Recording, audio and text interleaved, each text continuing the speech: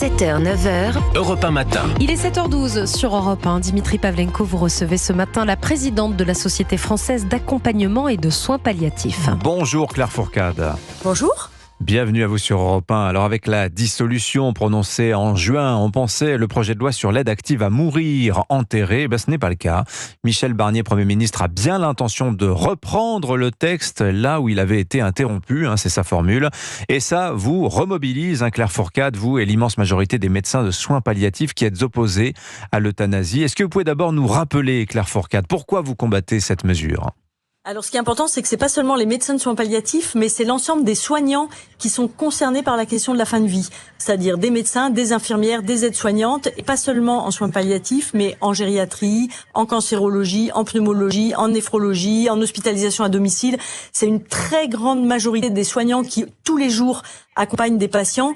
Actuellement, en France, c'est la moitié des patients qui auraient besoin de soins palliatifs qui n'y ont pas accès. Ça veut dire que tous les jours en France, il y a 500 personnes qui meurent sans avoir eu accès aux soins dont elles avaient besoin. Et nous, ça nous paraît la priorité. C'est en plus un projet qui fait consensus. Tout le monde est d'accord avec ça.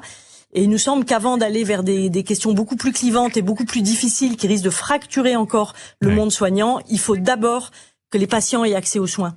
On se souvient de la virulence du débat au printemps sur l'introduction de ce nouveau droit à l'aide active à mourir. Et puis, il y a eu la dissolution début juin. Les travaux parlementaires se sont arrêtés. Quand Michel Barnier dit « il faut reprendre ces travaux là où ils se sont interrompus », qu'est-ce qu'il veut dire exactement selon vous, le Premier ministre, Claire Fourcade ? Alors c'est difficile de le savoir puisqu'à 2 jours d'intervalle, il a annoncé 2 choses différentes puisque au discours de politique générale, il a dit qu'il souhaitait rouvrir des discussions début 2025, en particulier avec les soignants, et puis que 2 jours après, sur un plateau de télévision, il a annoncé vouloir reprendre le projet de loi en cours d'examen. Alors ce qui est important, c'est que le projet de loi initial du précédent gouvernement, c'était un projet de loi autorisant le suicide assisté et dans certaines situations l'euthanasie. Et pendant l'examen au Parlement, ce projet a beaucoup évolué dans le sens d'un élargissement très important avec des critères extrêmement flous d'accès et ça avait beaucoup inquiété les soignants et un certain nombre de parlementaires. Et donc, il nous semble en tout cas nécessaire qu'il y ait de vraies discussions entre avec les parlementaires et avec les soignants qui sont ceux qui sont au quotidien avec les patients. Alors, vous avez insisté tout à l'heure, Claire Fourcade, sur le nombre d'organisations de soignants qui sont mobilisées contre ce projet du suicide assisté, c'est-à-dire qu'au fur et à mesure des débats, de plus en plus de médecins ont pris conscience que cette mesure allait les concerner au quotidien dans leur pratique médicale. Exactement, parce qu'au départ, en tout cas dans les explications qui avaient été données, il s'agissait d'un très petit nombre de patients en fin de vie avec des souffrances importantes pour lesquelles on cherchait une solution un peu d'exception. Et puis au fur et à mesure des débats et de l'élargissement des critères d'accès, en fait, un très grand nombre de spécialités se sont aperçues qu'elles allaient être concernées. Puis d'autres, par exemple, comme les pharmaciens, à qui on refuse l'utilisation d'une clause de conscience, du coup, là aussi, ce sont beaucoup.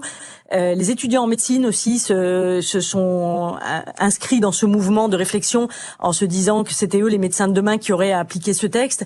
Et donc on voit s'élargir ce collectif de soignants qui pensent vraiment de manière, je pense vraiment très importante, que donner la mort, ça peut pas faire partie du soin. Bon, on a parlé des médecins, des soignants, mais les gens, Claire Fourcade, c'est-à-dire vos patients, leurs familles, est-ce que eux vous parlent du projet de loi sur la fin de vie ? En tout cas, ce qui est important, ce qui est frappant en tout cas pour nous, c'est le décalage. Parce que moi, depuis le mois de juin, je travaille dans un service à plein temps. Il n'y a pas un seul patient ni une seule famille qui m'a demandé où en était ce texte et s'il allait revenir. Et c'est difficile de comprendre pourquoi c'est une urgence comme ça pour certains politiques. Harris Interactive a interrogé les Français. C'est le 15e... la 15e priorité pour eux. Il y a moins de 10% des Français qui pensent que c'est une priorité.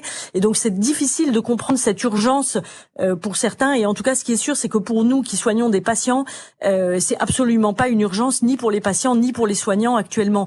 Ce qui est une urgence, c'est de trouver des soignants, c'est d'avoir des médicaments, de pas passer nos journées à essayer de trouver qui va pouvoir nous fournir les médicaments qui nous manquent et comment on va faire pour avoir un soignant cette nuit. Et donc, il y a vraiment pour nous une espèce de décalage qui est très frappant entre cet affichage d'une priorité politique et le réel du monde du soin actuellement. Il nous semble qu'il y a beaucoup de choses à mettre en place et que l'euthanasie ou le suicide assisté sont absolument pas actuellement des priorités dans un monde qui est déjà hyper fracturé et hyper difficile. Bon, imaginons malgré tout que cette aide à mourir soit votée, parce que ça n'est absolument pas exclu. Il y a une volonté politique, une offre politique très forte dans ce sens. Qu'est-ce que vous craignez concrètement, Claire Fourcade ? C'est que les patients n'aient pas le choix, c'est-à-dire que ce soit plus facile d'accéder à l'aide à mourir, à l'euthanasie, que aux soins. Il y a 20 départements en France où il n'y a pas de service de soins palliatifs, c'est-à-dire d'un service capable d'accueillir les patients dans les situations les plus difficiles.